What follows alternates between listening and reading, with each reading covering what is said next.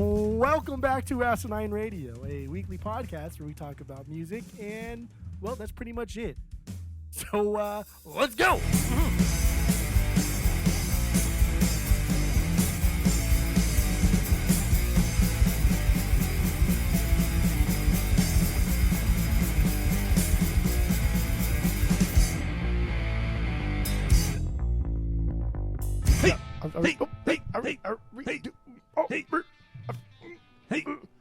I forgot if we hey into the main episode too.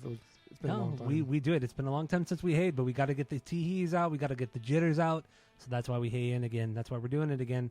Also, because friend of the pod Skip was being a little bitch about it last week. So, that's right. No, I'm just kidding. Dang. So we changed a couple things back to what we used to do a couple of years ago. So there you go. You're gonna get an earful for that one. I am. I'm gonna get a voice message from him. You fucking guys over there in America. Golba. I know that's a British term. I'll have a loaded gun. A loaded gun. With gravy. Man, this is just so stupid and off the rails, and we're only fucking 20 seconds in. Anyway, we are Asinine Radio. We're the weekly music podcast where every week we get into a different band and different art or different artists, and we listen to all the records we get in, and then we rank them from worst to best, give our biggest banger and stinker from each of them, and we try to have a good time doing it. My name is Tyler, and way out there, hundreds of miles away, is Jeff. While you're listening, go to Spotify, Apple Podcasts, give us 5 stars. If you're watching on YouTube, you smash that subscribe button, dude.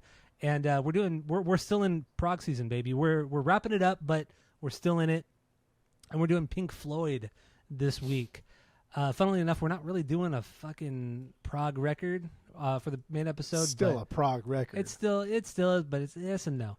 But we'll get into why. So yes and no. Yes and no. So anyway, Pink Floyd, 15 records. We're ranking them, and honestly, a good chunk of these we're gonna go through really fast because some of these records just fucking suck. So normally we start with the 6 Degrees of Tom DeLonge. I did not do it this week. Did you do it this week? Of course, I don't half-arse anything. Okay, there we go. Let's do this. We connect the band of the week, Pink Floyd, to our boy Tom DeLonge and Blink. So what do you got? Go. I usually try and just go for, like, I picked Roger Waters, and I try and just get to it no matter what, because I don't like to, like, I didn't find one Roger Waters, that's too hard. Let me do David Gilmour. Let me do Sid. I'll just try and, like, stick with the first one that I cluck. Does that make sense to you? The first one you cluck, yes. Cluck. The first one I clucked. So the first one I clucked was Roger Waters. Roger Waters' fourth album, 2017, had this guy named Joey Waronker on drums. Okay. Big-time studio drummer. Joey played drums and percussion on Regina Spektor's newest album. Oh, very nice. Regina's album, Remembers All to Life, had contributions from Mike Elizondo. Mike Elizondo's been around for a long time, but he worked on Avenged Sevenfold records with Brooks on drums, although not at the same time. But Avenged Sevenfold, Brooks, Tom. Yeah, played on his solo record, Tom's solo record. All we do. There you go. All we do. All right, good job. And then also at the end, I'll give my top 10 favorite Pink Floyd songs because I don't think you did it because you didn't send me your list. So I don't think you did it. Did I not send you your list? My list? Did not. No, you did not send me your top 10 Pink Floyd list. I did it. I'll send you right now. No, I mean, it's fine. I mean, we're going to talk about it anyway, so it doesn't really matter. Nope, you want to be a little bitch about it, then you're going to get it right now. There. Well, okay. So, yeah, let's start with the worst Pink Floyd record. If you have any bangers, stickers off of it, let's go. What do you got? Go. All right. 1, 2, 3, 15, 14, 13. These are all equally. No, I shouldn't say equally. I think this is their worst. The Endless River, their latest record, 2014. I think this is their worst. Like what better way to bore your audience to absolute death than by making a record of just boring instrumental bits from your most boring record? Like, get fucked. This is even shittier jazz fusion. It's so dumb. Like 3 decades too late of already doing shitty jazz fusion. These songs are boring. I don't know. I did kind of feel like this kind of would have been a cool 16-bit fantasy soundtrack to like a Final Fantasy game or something like that. But really, like, the only discerning moments of this record is when somebody sings. And then like, oh, that's right, we're listening to fucking Pink Floyd. But even then, man, fuck off. Yeah. So my banger is none, because these are all fucking terrible, terrible songs. I love it. My worst song is all of them, because they're all equally fucking stupid and terrible. Yes. Okay, my bottom three, they could honestly be interchangeable, but let's go with 15. It's A Momentary Lapse of Reason, 13th record from 1987, first one without Roger Waters. Richard Wright's back on this one, but it's essentially a Gilmour record, a David Gilmour record, and yeah, this is just when it's not boring, it sucks. Honestly, when it's not boring, it sucks. The soundscapes dominate all over the record. It's very 80s synth sounding, which, you know, if you know me, I hate that, most of that stuff. And just that's the whole record. I don't know. It's just a poor attempt at what they were doing on The Wall, really, and the final cut, even though that's really a Roger Waters record. But that's really what this record is. It sucks. It's not good. And also behind the scenes, there's just lawsuits flying left and right between David and Roger Waters. So these are grown-ass men fighting over usually just really stupid shit. So just get over it. Take your fucking money, because you're just wasting more. In the end, you're going to make a bunch of money, so why waste a lot of it right now? One of you is going to concede. Just fucking concede and just take as much money as you can at this point. But no, That's true. These are not. These are emotionally underdeveloped men. Emotionally underdeveloped men. Yes, correct. So yes, essentially. So A Momentary Lapse of Reason is my number 15. What do you got from 14? Go. Division Bell, their 14th record, 94. This is only slightly better than The Endless River because it actually feels like a cohesive record, but we're talking fucking like that, slightly better. Nothing. No banger. And my worst song is, again, all of them. This is not good at all. This is a fucking joke. Okay, I'll make the good. rules. Yeah, that's fine. Number 14 for me, The Endless River, 15th record from 2014, their last record. No bangers, no stinkers off this one. This is essentially just unused Richard Wright parts from the Division Bell sessions, because Richard Wright had died at this point. So they just use a bunch of random stuff. And so most of it is just like soundscape, synth, even like guitar parts that are on this record. Just they're just so filtered through, like, you know, some sort of echo filter or delay filter, that it just sounds more like a soundscape. So it's just soundscape on top of soundscape on top of soundscape, and it's just boring as fuck.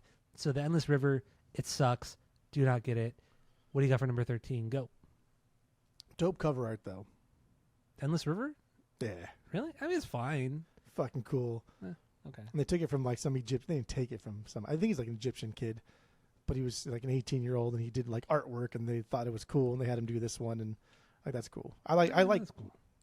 I think all of their artwork is at least great or fucking legendary, Yes. except one.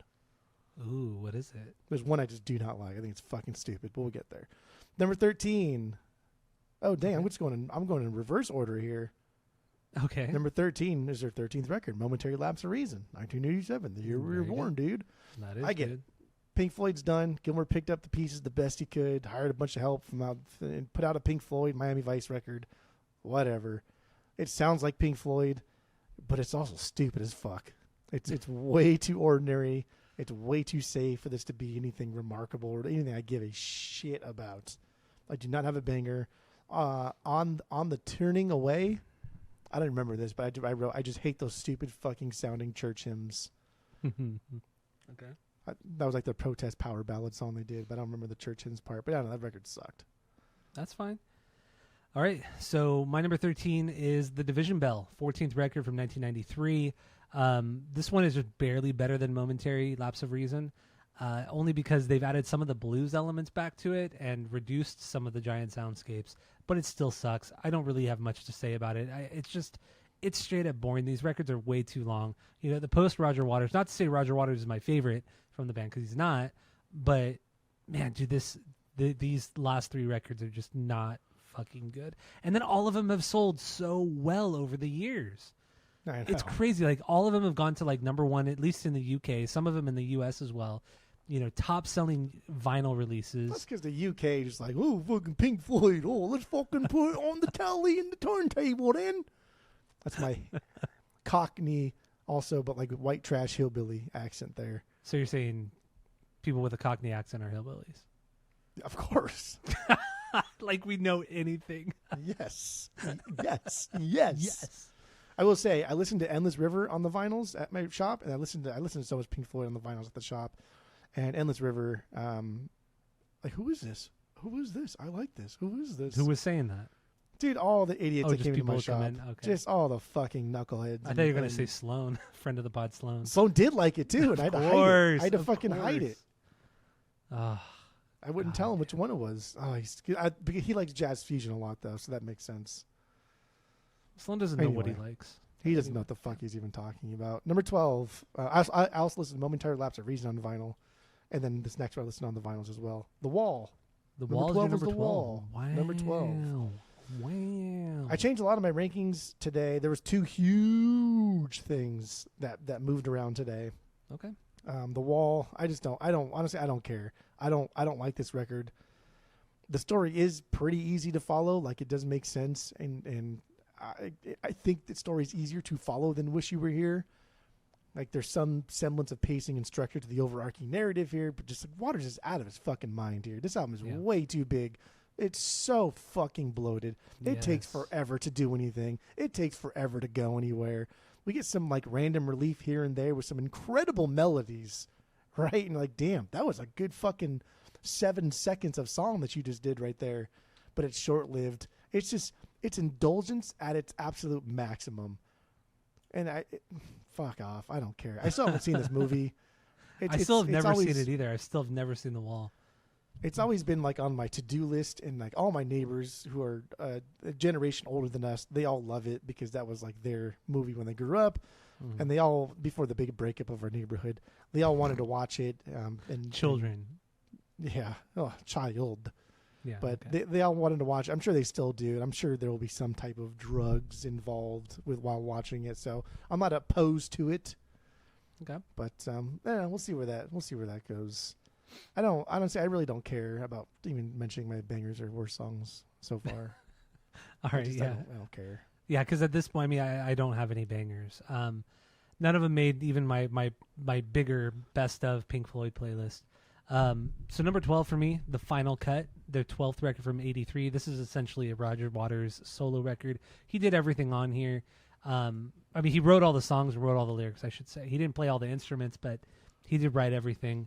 And there was, I mean, I think Waters' ego had gotten it was so big on the Wall prior to this, and he was just constantly fighting with David Gilmour, and he had already fired Richard Wright during the Wall sessions. But yeah, this is just, I think it's just straight up boring. I think it sounds so full of itself. It's just a more concise version of the bad elements, or the bad elements of the Wall. That's really what it is. And that's kind of how it started out as. And that's what David Gilmour was so pissed off about when they were recording this record, or when they were talking about doing this record, was that, well, Roger Waters just wanted to use the B-sides from the Wall. And then David Gilmour said, well, why do we use the B-sides when they weren't even good enough for that? Why would we want to, if they're not good enough for that, why would we put them on a new record? What the fuck are you talking about, bro? That's crazy. But then also David Gilmour didn't contribute. He didn't want to write anything. He wasn't ready to write anything new. So Roger Waters just took it upon himself and did it all. And this record's just so fucking boring. It's just so fucking boring. But it still leaps and bounds better than everything that came out after it. Oh, for sure. And you know, Roger Waters, very political man, and just anti-war through and through, which is a good thing, obviously. But I mean, this is an anti-war concept record. In the end, I don't know. I don't have any banger. Stinker, Two Suns in the Sunset. I hate that fucking saxophone. I hate that saxophone so much. You hate all saxophone. No, I don't hate all saxophone. I do not. That's all you ever do is complain about the saxophone until the saxophone in like the 80s. Oh no, it's the best instrument. Saxophone in like the late 70s, 80s. Nah, that shit's not good. So, what do you got for number 11? Go. Final Cut, 12th record. I don't know. I used to like this record more. I don't think this record's bad. I don't think it's terrible. I think it's better than people give it credit for. Mm-hmm. Whereas like, I think The Wall is worse than people give it credit for. But yeah, you're right. This is Roger Waters. I mean, The Wall was essentially Roger Waters with a little bit of input from everybody else. But like every record, progressively more and more just Roger Waters. Like, no, mate, I'll fucking talk over this one. I'll tell you what you fucking do over there. You sit there and you fucking do it. You know, like that's what. Good. That was good. And it's not bad. Like he did some cool shit. but it's just a companion piece to the wall, and I don't know. It's not so bloated. That's really those aren't very positive things to say about it, but I don't really give a fuck. The only song that David Gilmour wrote, he has to share lead vocals, right? The only song that he has lead vocals on, he has to share them. So that's like even I feel like that's even more disrespectful than just letting him have than not even giving him his own song. You know, like, oh, you can have a song, but I have to be there to supervise. Like, that's fucked. But even Gilmour has said, you know, during this era of the band, he was just lazy. He even said he was straight up lazy. Yeah. So at least at least there's that fucking lazy sometimes. There's a lot of laziness in Pink Floyd's writing. A lot of this shit sounds the fucking same. Yeah. Okay. Fair. And he's a great guitar player, but I don't think he's like the greatest fucking guitar player. No.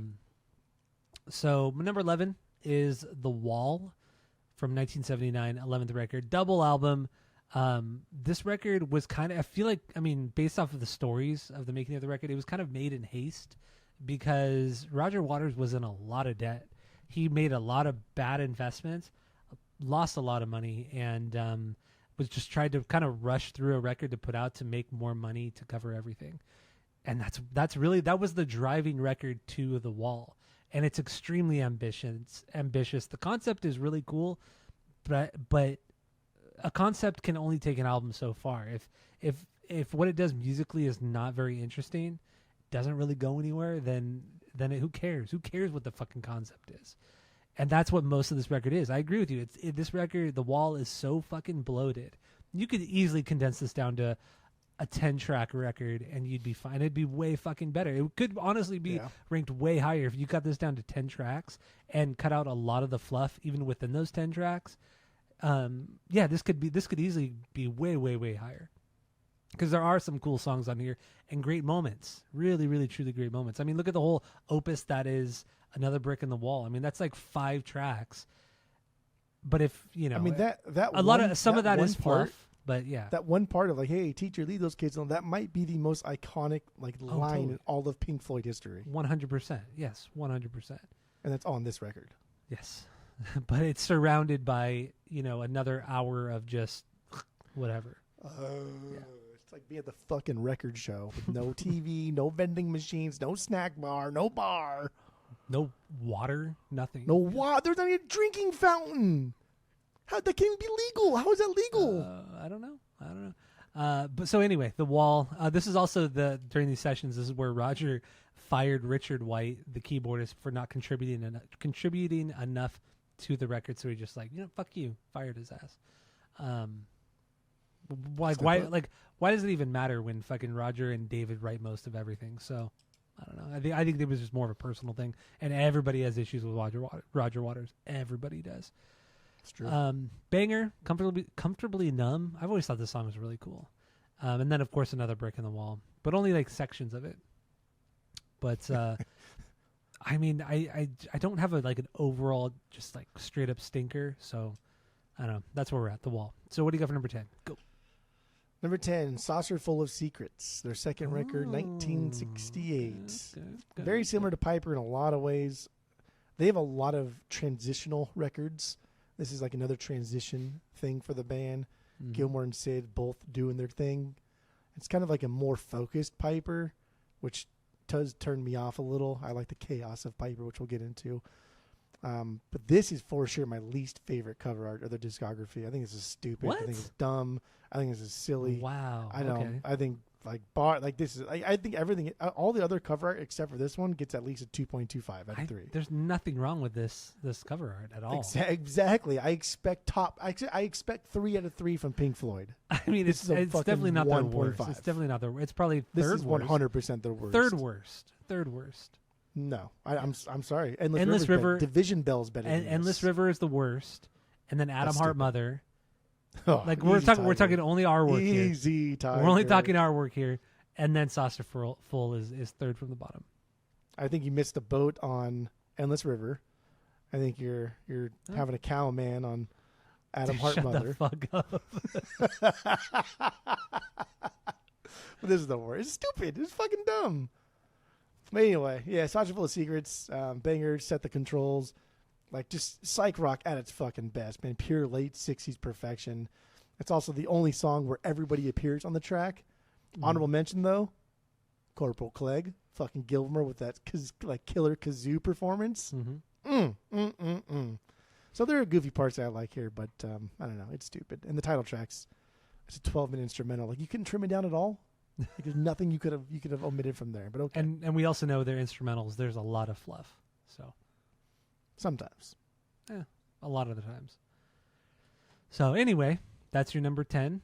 Is Saucerful. All right, so my number 10, Wish You Were Here, their 9th record from 75. Oh, baby girl. So yeah, kind of a little backstory. They had a lot of issues making this record. They were just exhausted. Nick Mason was getting a divorce, so he was kind of out of the game, and it was just kind of a mess all around. They had put out so many records before this, touring endlessly. I mean, what I say? 75. The band put out the first record in 67. Only 8 years later, and they're on their fucking 9th record.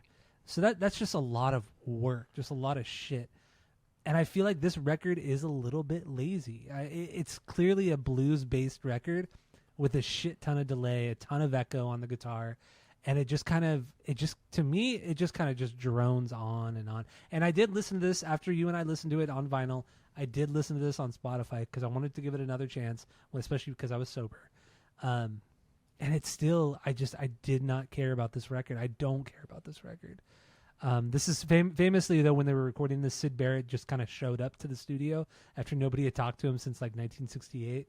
He just showed up and he was kind of like just out of it because of so many drugs that he did. He just mentally wasn't there, and he didn't even look the same. He had gained like 100 pounds and just would look like shit. And then it fucked Roger Waters up, like really fucked him up after seeing his friend like that. Yeah. But in the end, I don't know. I mean, maybe you have a different opinion on this record, like as to why people like it, because I have a different opinion. Yes. I think the songs are so dull and so boring. I got no banger. I have no stinker off Wish You Were Here. So, what do you got for number 9? I will say, before I redid everything, I put Wish You Were Here after The Wall. So it was The Wall, Wish You Were Here, Final Cut. And I listened to it today. On vinyl? On Spotify's at my shop. But we're usually pretty slow on Thursday, so I had it pretty loud today. So and it definitely changed my opinion. I was grooving to it hard. But anyway, we'll get there when I get there. Saucerful Secrets, 10. Number 9. Do you want to shake him? No, I'm just saying we'll get there when we get there, because that. Do you want to shake that dog though for barking? Because dogs barking, you always get mad. No, I'm not getting mad. I don't like when my dogs bark. I wasn't going to mention. I just wanted to mention that you what you said. But I'm going to put him in the room and then get mad when he barks, even though dogs bark. He wanted in the room, so I let Rupert in the room. That's what I did. This is what you get. I hope you don't get mad. I'm not mad. All right. So what do you got for number 9? You'll be mad. No. Number 9. This one fell hard for me. Umagumas. Oh, I usually put this one really, really high. Mm-hmm. I still like this. Like this is a cool twofer that you get. You get a cool live record and you get a cool studio album. The live stuff is rad, and the studio part of it's really like this just cool experimental piece for these boys to just be themselves and dick around. The biggest knock, obviously, it doesn't feel like an album. It doesn't feel like a cohesive record. It's more of a collection than anything else, but it's still really rad. It's hard to get your hands on like official early live Pink Floyd stuffs. So like this is a cool placeholder for that, for some of those older songs. Mm-hmm. But like it did fall hard. Richard Wright's Sisyphus song. That song's song not very sucks, good. Man, that song it's sucks. not very good. Yeah. I did not really like that very much. The live stuff I thought was cool, but then it's just kind of like, well, I'd rather buy, because they're starting to remaster a lot of old tapes and then putting them on vinyl, and Record Store Day this year has something like that, where they're putting a lot of collections of different live stuff onto one piece from like 1975, I think was the year. So I do want to get that. My banger is the Grant Chester Meadows, the folky acoustic track from Waters. Just fucking banger of a song. And then Pink Floyd loves the use of the stereo, loves the use of the panning.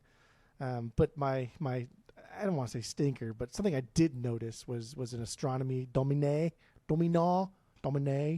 It's not bad, but it definitely shows just the difference in guitar styles between Sid and Gilmore. Yeah, very different guitar players. And it was just cool because, especially in like those earlier days, you could tell like Gilmour's just trying to hit every note the way Sid did it without any of his own personal feel to it. Mm-hmm. And I get that. That's what a new guitarist usually tries to do. I'm going to play it exactly like how he played it.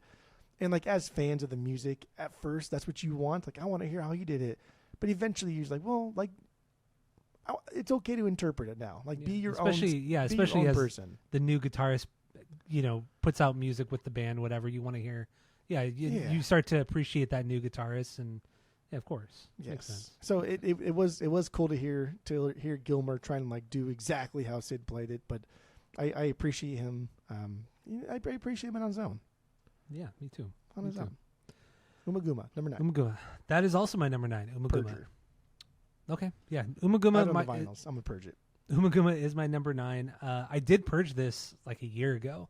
I did have this for a long time on vinyl, but I did purge it.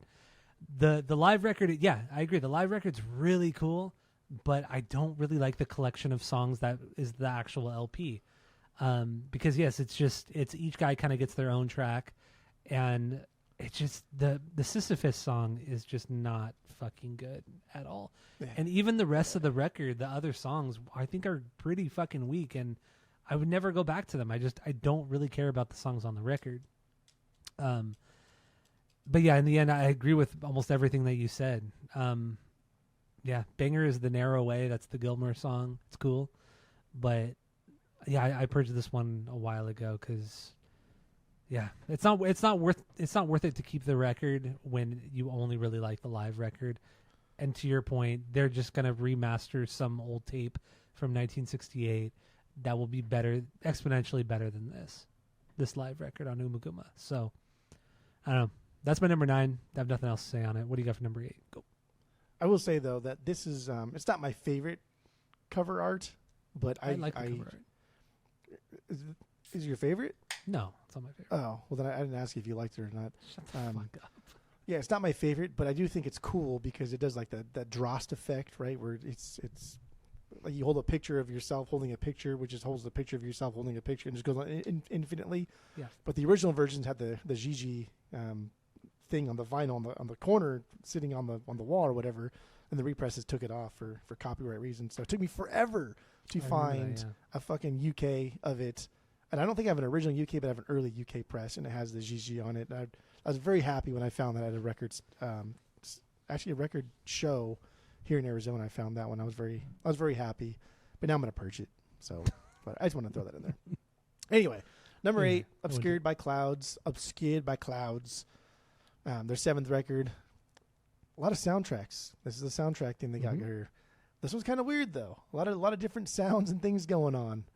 It's also, I think it's kind of like a placeholder for the career, right? Doc's always on the horizon. See, I can't, or like a Bostonian Doc. He pulling the fucking Dark Side 2-3 times already.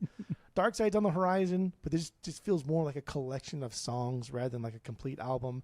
Mm-hmm. And I don't hate their soundtrack stuff. And we'll get into that when we talk about more. Yeah. It's just, honestly, this is the record I forget about the most. And I don't know what it is. It is every really record forgotten record, yeah. There has some type of memorable thing on it, either good or bad.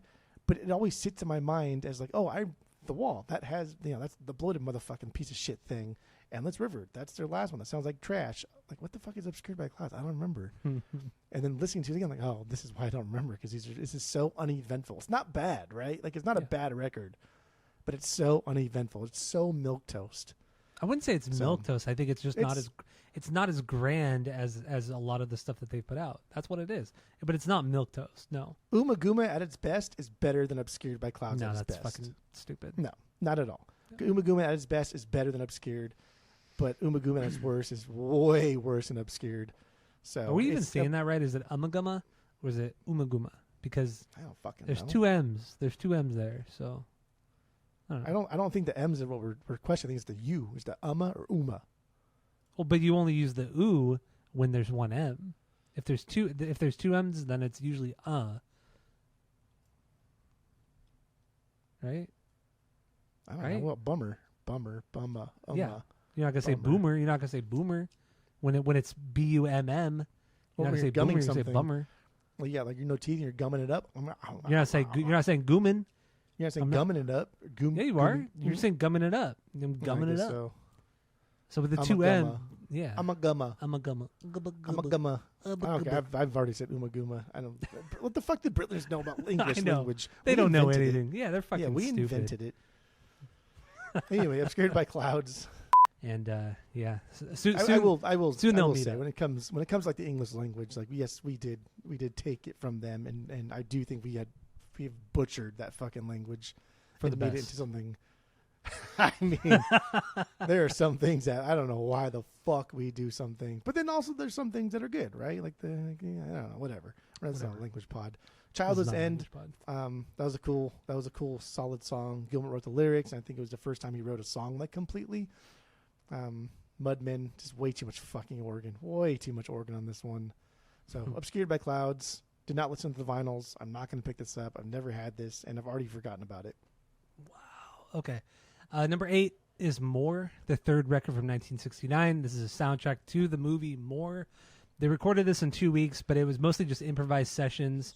No overdubs on this one. And it's mostly, I would say mostly like 70% of it is like just acoustic-driven songs with a lot of soundscapes, field recordings. But then when like the heavier guitars come in, they're super, super fuzzed out. It's a cool record. I did have this on vinyl for a long time, but I did purge this with my Omaguma. And I think that's probably how you pronounce it. But I did purge it with that record. It's still solid. There's still some really cool tracks on here, but this is like it's a compilation, not a compilation, but it's a group of songs where it's either like short, kind of straight to the point, 2.5, 3 minute songs, or you get some extended little soundscape jams. But it's cool. It's fine. I don't go back to it often. Banger is the Nile song, Stinker, Spanish piece. The way the dude's speaking Spanish, it just sounds really weird to me. But anyway, More is my number 8. I don't really have much on it, so that's fine. What do you got for number 7? I wonder what it would sound like for like a Britlander, like the Queen's English who just learned Spanish. I wonder if he would still say like, I can't even fucking begin to speak Spanish in a Britland accent. Well, also, I think like Spanish in Spain is different than Spanish from like Mexico. It absolutely is. Because similar. We've only really surrounded ourselves with Mexican Spanish, not Spain. But we got by pretty well when we were in Italy speaking Mexican Spanish. Because you speak Spanish you speak it decently. I can get around. I can ask directions and shit. And that helps. Yeah. Your Spanish is much better than you let on, because you are that Mexican. So it makes sense. I know, but your mom's Mexican. It's like you have a better understanding of it than I do, for sure. I wonder, like, I was trying to think of a word that would be funny in Spanish, like the cucuy, right? Like, are you afraid of the cucuy, Ian? Why do you have to speak Spanish with an English accent? It sounds so stupid. I don't know, because if they're sitting in their schools or they're fucking whatever they go to school, what do they call it? They call it, like, where do they go to school? The primary or secondary, because they don't have high schools and elementary. Oh, that's true. Yeah, primary and shit like that. Yeah. Third. There's gonna be a lot. Yeah. There's gonna be a lot of even though like Pink Floyd is just such an overwhelming task to take on, because there's so like we can't fit all of it into one episode. We're gonna have to do this again and again and again. But I can't help myself to not make fun of the English or the Britland language. I can't. Accent. I won't. Yes. Both. All right. Anyway. So 7. What do you got? Now we landed at Wish You Were Here, their 9th record, 1975. Yes. From Incubus. Yeah, this one jumped, was it like four rankings here? That's a lot for you. What a ride, man. What a ride. This was an album that we were going to do, like you said, and like I still think it's overrated. I still don't think it's their best. I still think it's overwhelming up against like the heavy hitters, and I put some outliers above this one for a reason. I don't really get the hype on this one. I don't think it has like strong melodies like their bigger records do. I don't think it has like interesting arrangements like their bigger records do. And if you're looking for, like psychedelia, pop, whatever, this album doesn't do anything great in that category. Mm-hmm. And I don't know, like conceptually they tried really hard to like top Dark Side, which I don't know, man. Today it really hit. I think it's cool. I think they beefed up like the competition between the two guys, and they made something that flows so fucking well. Shine On You Crazy Diamond, that's my best and worst. For no reason, because I don't think there is a bad song on this. There's only 5 fucking songs. True. But the pacing of this, like, they could just be one song. Like, there's 5 songs, but you could be like, oh, this is song 2. Like, oh, I never would have thought that. Like, everything flows fucking perfectly.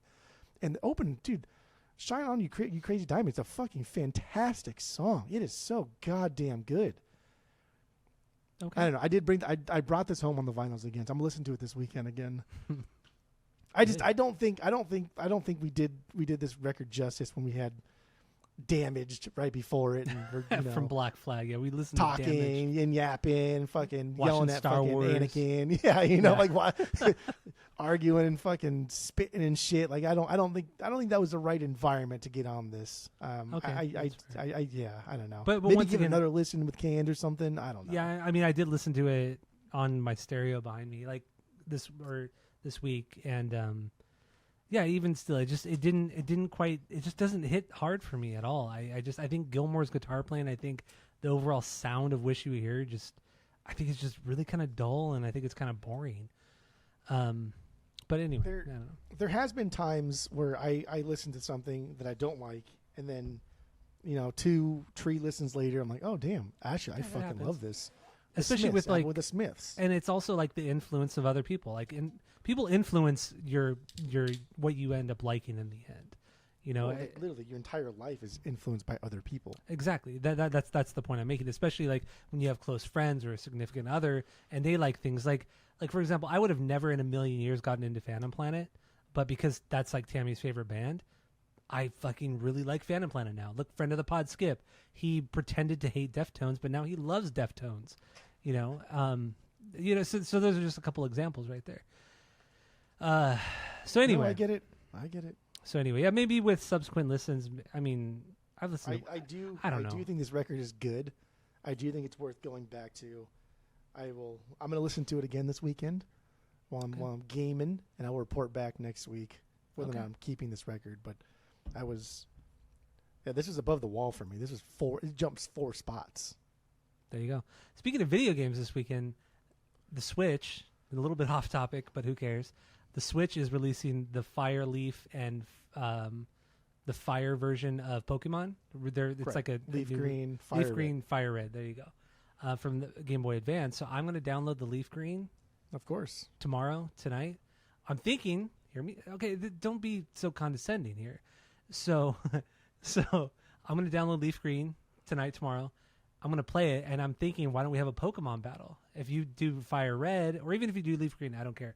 But if you did Fire Red, we could like trade Pokemon and collect all 150, and then we could do a battle at the end. The battle would be cool. Strict rules. No potions, no fucking items, nothing. And then we also have to have a limit as to how many times we could switch Pokemon. Right, and then max level. Yes. Like all Pokemon should be at 90 or 80. Yes, or whatever we designate the max level. Yes, correct. Yeah. So I think that would be fun because I'm going to download it anyway. No switching, just 1 through 6. No switching. Throw them out. Oh, that's okay. I like that. If we do those, if we can stick and adhere to those rules, I'm in. Okay, let's do it. Because I'm going to buy it and play it anyway. So might as well. If you want to do it, then let's do it. So that's a side. That's a side. Anybody else wants to play? I like. Join us. We'll play you and we'll beat you. Both of us will beat you.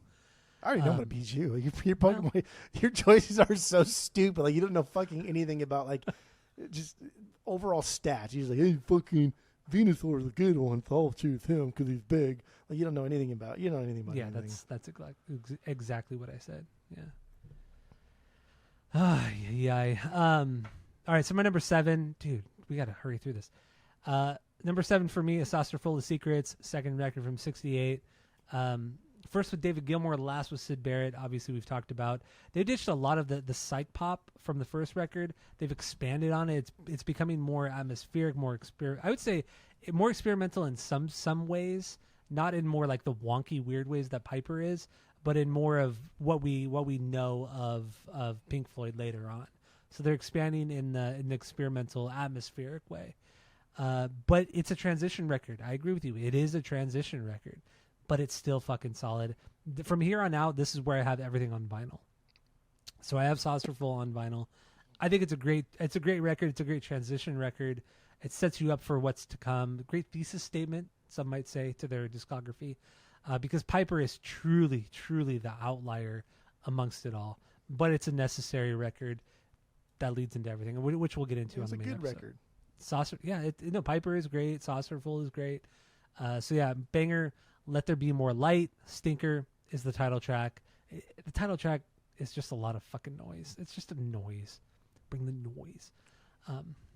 So anyway, that's my number 7. What do you got for number 6? He says we got to hurry this up as he talked about Pokemon for fucking 5 minutes. Number 6. That's why we have to hurry up because I talked about their third record, 1969. I like this record. Good. I purged it. I liked it. Then I was like, nah, this is disjointed and stupid and weird. But now I like it again. I do wish the songs were fleshed out a little bit more. And I have heard that movie is kind of shit, and that's why it's really, really hard to find now. I think it's in the Criterion Collection. If you have a sub to there, I do want to watch it. But I do like I don't this. Have a sub there. It's cool. It's also like a new era for Pink Floyd. No Syd Barrett. No Norman Smith.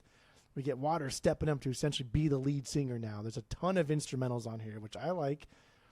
I don't have a lot of negatives for this. I think it sounds unique, even within their own discography. I think it sounds like of its time, right? The late 60s, early 70s, but with a lot of nuance and a lot of depth.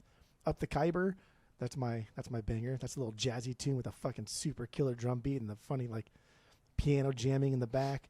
It's a cool record, man. Next time it comes to my store, I'm gonna take this home. I mean, I think I got mine at Desi's for like $8 or some shit like that. It was not $8, dude. It was. I got it for so cheap. So cheap. Not yes. Desi's for $8. Yes, I did. I did. I did. Uh-uh. Anyway, all right. So that's what you got for number 6. More number 6. All right. My number 6 is Atom Heart Mother, 5th record from 1970. I do love this record a lot. I mean, from here on out, I love these records. This is straight up probably their proggiest record. This takes you the most places. It's all over the place. Giant orchestral sections that drop into some really cool acoustic type tracks and parts. Each member kind of has their own place to shine within the context of the record, and they do it really well, like way better than Amagama, way better. And then there's some weird field recordings. Honestly, that's why it might make it a little bit lower for me, is because especially like the last track was the last 5 minutes of the record. It's just a dude in his kitchen just eating cereal and just, I don't know, just mumbling to himself and shit. But in the end, the title track, Atom Heart Mother, is fucking killer. It's like 20 minutes long, and it's just a really, really rad prog song.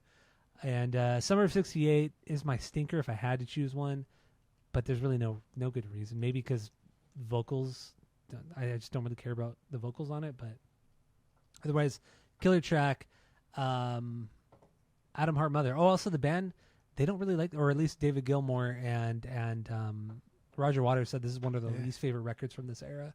So there you go. That's something. Consistently kind of shitty reviews. Yeah, it doesn't get the best, but it's still a great fucking record, especially amongst. I mean, if you were to throw Atom Heart Mother up against like a lot of prog records at the time, and this is 1970. Come on, there was like very little prog music coming out, and even the shit that came out over the next 5 years, Atom Heart Mother is still like up there, if not one of the better ones. So I don't know. That's my number 6. What do you have for number 5? Go. Number 5, Animals. This one fell a little bit. Okay. Still top 5. Mostly because it is really just kind of similar to Pink Floyd in this era. That's not a bad thing. It's just, okay, I get it. I've heard this before. I do think it's a tighter concept and album overall than like their big obvious records. It's a little bit. It's also a little bit angrier. It's a little bit more bitter than we're normally used to. Like Pink Floyd taking it personal with the punkers started talking shit on them and the old guard. I think one of the guys in Sex Pistols wore like a Pink Floyd Sucks t-shirt at some point. But he loved Roger Waters. No, it was Johnny Rotten. Yeah, wore that. But he loved the Pink. He loved the Pink Floyd. He loved Pink Floyd. He liked the Pink Floyds, but also like people talk. Pete Townsend talked shit on Pink Floyd and said they were the greatest band I've ever seen, the Syd Barrett era. And when I saw him when Piper came out, I was like, what the fuck is this? But also he talks shit all the time too. He doesn't know the fuck he's talking about. And most of the Who records are not that good. So. Oh. There it is. There's the but Pauly, these songs aren't like composed with a grand sound in mind, like on Dark Side, but they sound they still sound big. They sound big. They sound menacing. It's very intense. It's a very intense record, and I like it. I love it. I want some more of it. Best song's Dogs. Dude, this song is wild. Gilmour slays his parts. There's so much space before he like the big drops into his like lead parts that it's almost like it just drags and then drops. I love it. I love that pacing. Animals is good. Not a purger. Keep on the vinyls. At least a 2 out of 2. Probably 2.25. 2.5. All right, number 5 for me, Obscured by Clouds, kind of the forgotten record, their 7th one from 1972. This is a soundtrack to a movie called La Vallée. I'm not French, so I probably butchered that, but that's okay because the French, it's a dumb language. Just kidding. We did Gojira a few weeks ago. I'm kidding. It's a joke. We got some hate on that Gojira. Even they didn't speak in French, though. I know, but we did get some hate on that one too because we were making fun of the French. So anyway, with Obscured by Clouds, I like this record. It's unique in their discography because it's just a collection really of shorter songs, more pop and rock driven songs, shit they don't normally do. There's no real extended jams on this one or songs.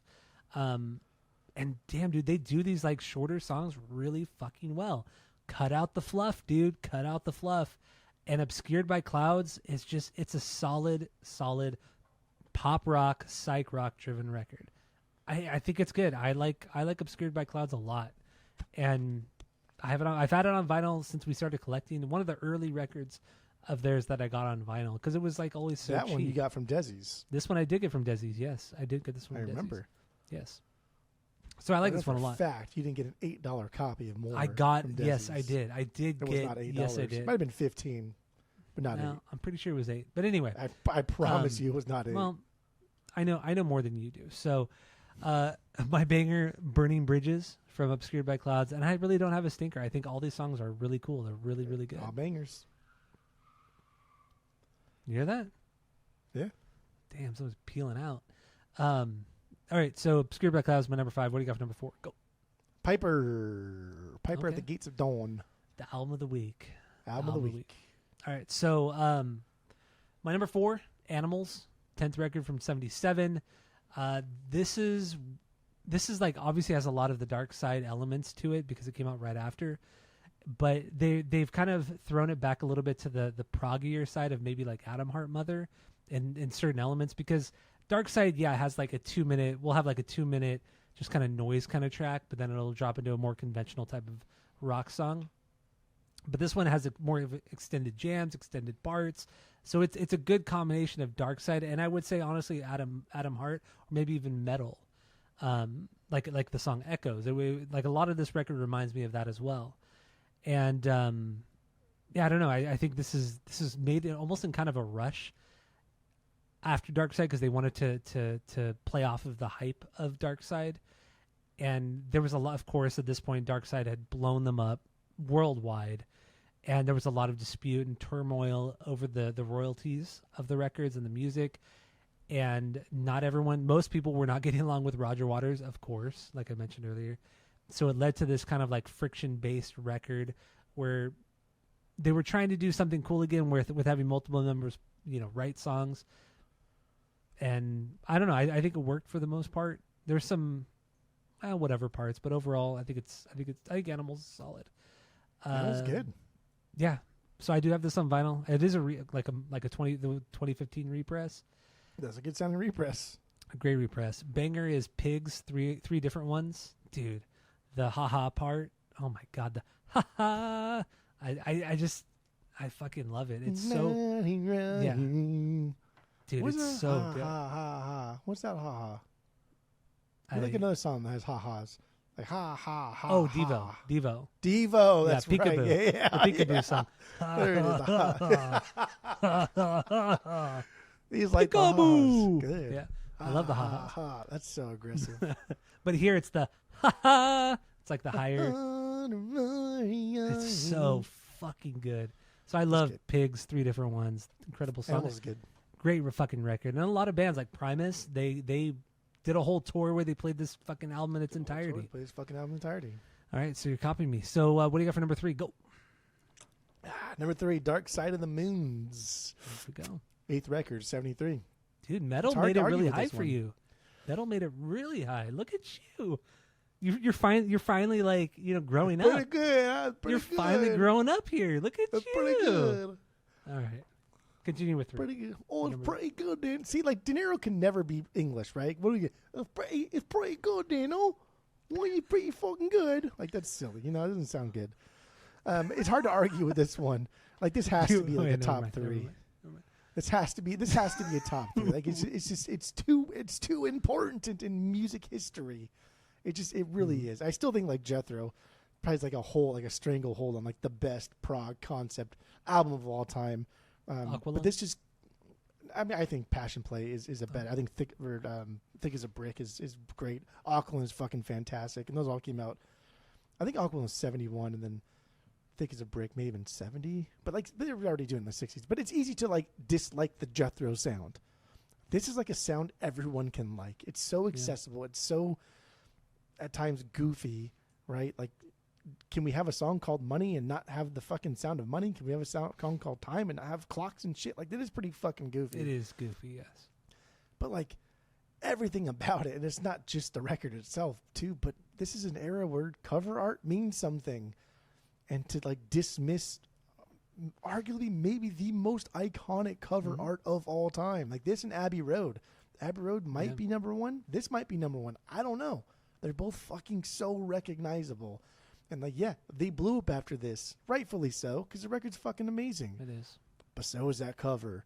That cover was menacing and scary, but also like intriguing and spacey and other the covers everything. Everything. Yes. I don't know, man. This is a band that has already been pushing to become bigger and bigger and bigger, and they did something like this, and I don't even think they had any idea it was going to be this big. Best song, Money. I love that song. It's cool. It's a great song. Yeah. Fuck. Can't fuck with Dark Side or any songs on it. I don't know. Worst song, I guess, The Great Gig in the Sky, because that lady needs to shut the fuck up a little bit. That's it. She gets so loud in that song too. It's like wailing. It's like, dude, relax, Daddy, chill.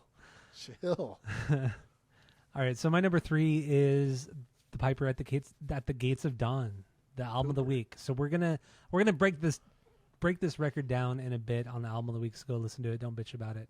Yeah. Fucking love that part so much. Good. All right. Good. So what do you got for number 2? Go. Number 2, the medals. When you meddle in my affairs, then you get a sock in the head. About 2 seconds. Okay. I thought it was almost like a Simpsons. The way you said it, seemed like a Simpsons reference. It was just terrible.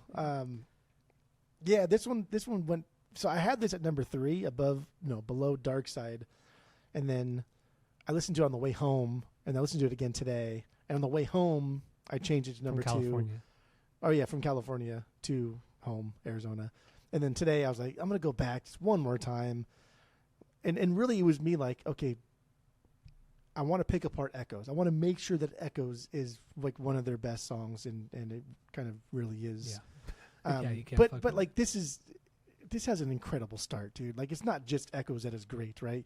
Like Waters' bass line with the echo on it creates such a fucking dope opener. Coming off Adam Hart, we see them just get away from orchestral arrangements and back to the rock realm. This is a rock band, right? At its heart, that's what they want to be. They're a rock band, and it works. These songs are interesting. They're unique on their own. Also, the last time we get a full band together to write music and generate ideas, after this, they kind of become like the Roger Waters featuring the Pink Floyds. Yeah. But they had some creative roadblocks here, apparently, and they tried a bunch of different ways to spur their creative process, and essentially just wasted so much fucking time trying to write songs. And they had this one song that they were working on that like just went nowhere, so they called it Nothings. And then they practiced it again, and it went nowhere again, so they called it like More or Sons of Nothings or some shit. And it was like the worst song they had done, and they hated it, and it just went nowhere. But then finally it clicked, and it became Echoes. And I was like, damn, that's fucking cool. Like a song you guys all hate, just like one little thing can change, and all of a sudden, like, oh, there it is, we're done, there we go. So sick. Metal's really, really cool. I do think this could be like the dark horse, like the underdog of their discography and be number 1. it's hard for me not to pick Adam Hart. We'll get there when we get there. No, it is what it is. First things first. Okay. Best song, Echoes, obviously. Worst song, Seamus. It's not the worst song at all. I don't think there is a worst song There's here. no bad song on metal. But I do want to make fun of people that say, like, oh, you like fucking gnomes and shit in your music, but here we have a song that, like, the lead vocals is a dog. So, like, I don't know. Can you really talk that much shit? You can't really. Said person cannot talk that much shit at all. Take it away, dog. Okay. God, this band is so stupid. Every album, every era. Every album. All right, so metal is your number 2. My number 2 is Dark Side of the Moon, their 8th record from 73. I agree with everything you said. The artwork is truly iconic. One of, I would say, top 2. Abbey Road, Dark Side could be the 2 most well-known.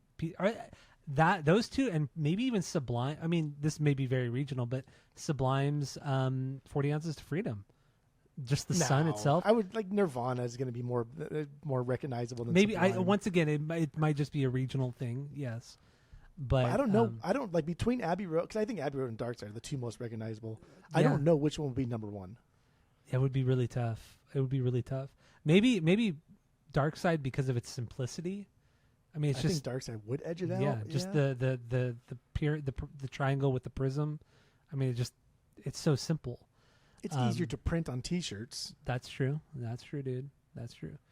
But anyway, Dark Side is my number 2. These songs also aren't as extended when it comes to the jamming.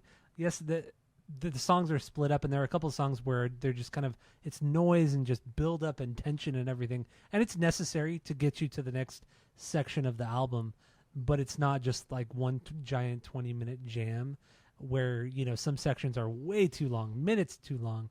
But here it's way more concise. The melodies are catchier on this one.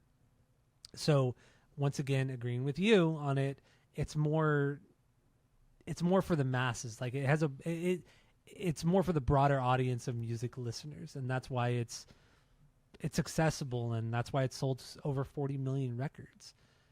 Yeah, I think it says like it's the most successful rock record ever.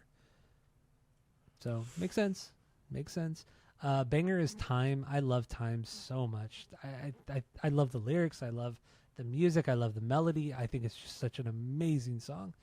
I have no stinker. I don't give a fuck because it's a great record. It's a perfect record. No rules here. It's a perfect record. So there you go. Number 1. What do you got? Go. There are no rules here because neither of us make them. That's true. We only follow them. Number 1. I think this is their best record. I don't think it's. I wanted to find a reason why this shouldn't be number 1, and I did, and I tried, and I thought like maybe metal could edge it out. Like tell me why Dark Side isn't their best. But Adam Hart. The first time I heard this, I was like, yeah, this is it. This is it. But I do like this type of music. Yeah. Right. Okay. So this record is huge. I feel like they've already been building to this point, doing soundtracks and shit. Shows are looking for bigger compositions. They're looking for something that's engaging like the mind and the ears in a way that they thought they could find with movies.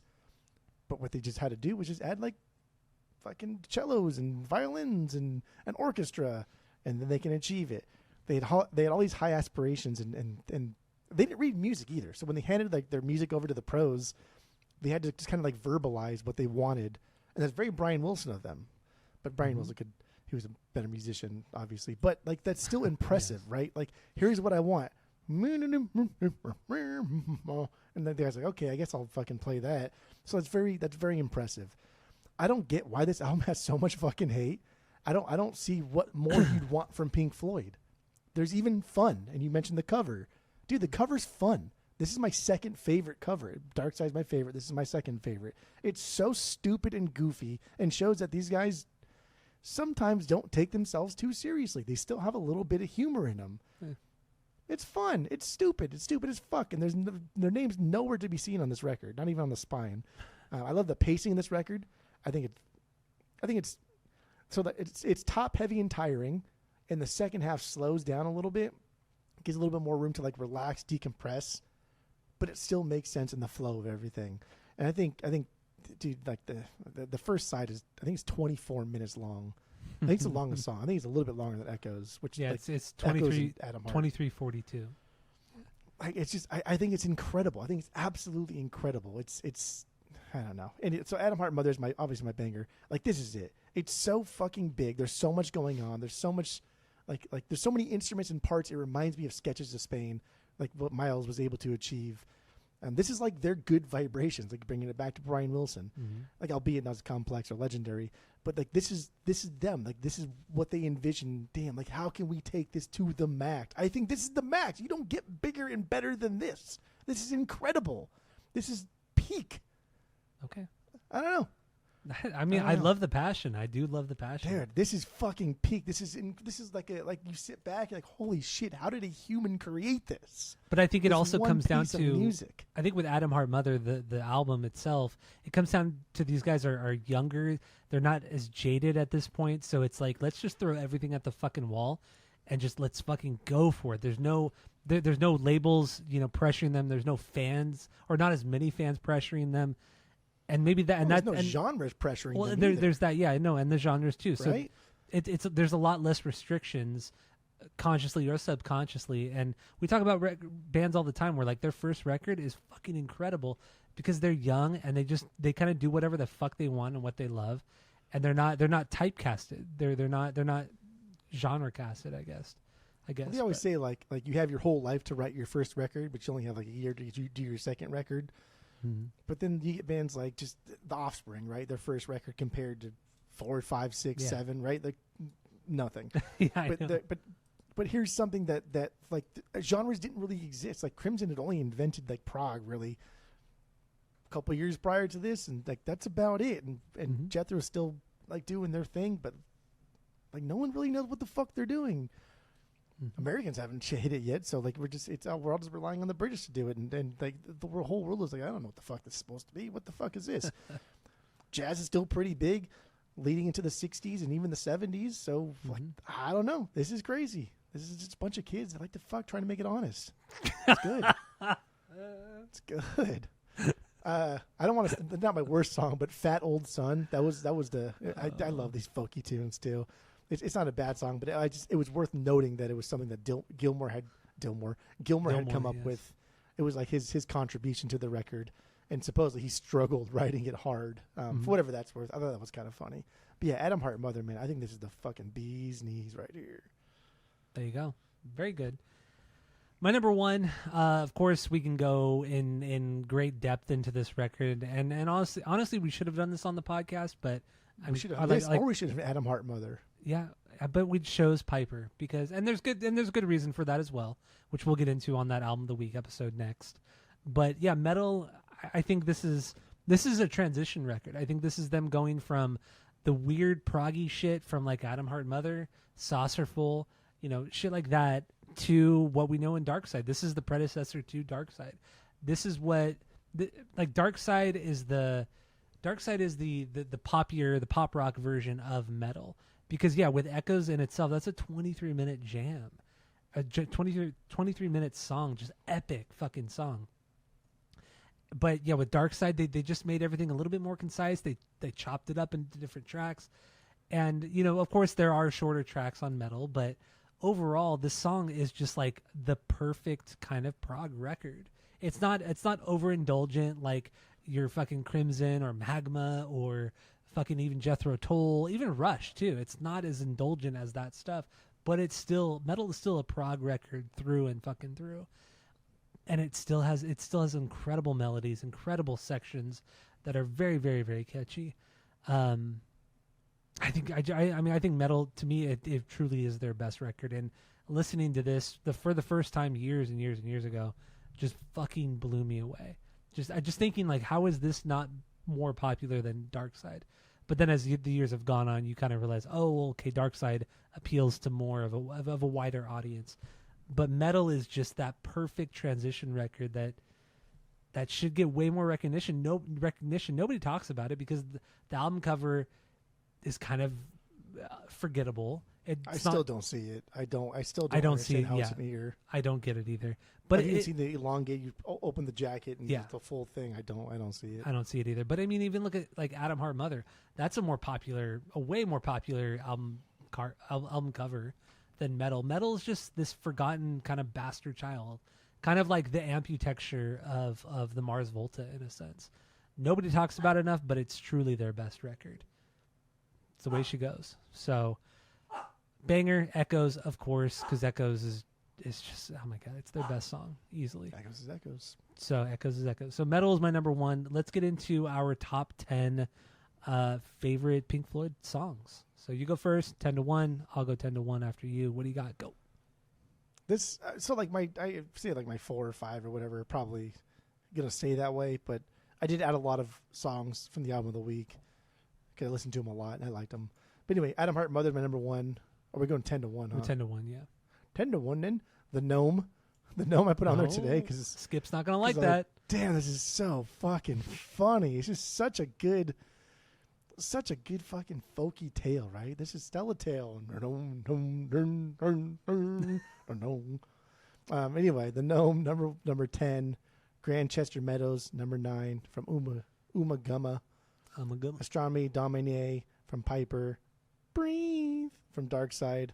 Alan's Psychedelic Breakfast from Adam Hart.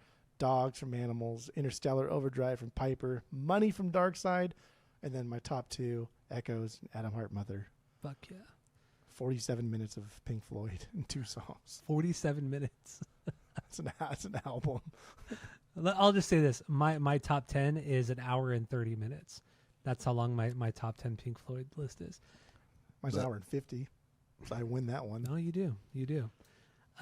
So my number 10, Adam Hart Mother from Adam Hart Mother. Number 9, Burning Bridges from Obscured by Clouds. Number 8, Take Up Thy Stethoscope from Piper. Number 7, Let There Be More Light from Saucerful. 6, Breathe from Dark Side. 5 is Pigs, 3 different ones. From Animals. Number 4 is Time from Dark Side. Number 3, Lucifer Sam from Piper. Number 2, Fearless from Metal. And the number 1, of course, has to be Echoes from Metal. Because that is the greatest Pink Floyd song by far. I don't make the rules. And we all know I don't. So I know you don't either. So I don't make the rules, no. Yeah. So anyway, I don't know. That's all we have for this rankings episode. Thank you all for listening. Go to Spotify, Apple Podcasts. Give us 5 stars. If you're watching on YouTube, smash that subscribe button, dude. Go listen to the main episode where we break down and we get into the Piper at the Gates of Dawn. Check it out. Tell your friends, and that's it. That's all.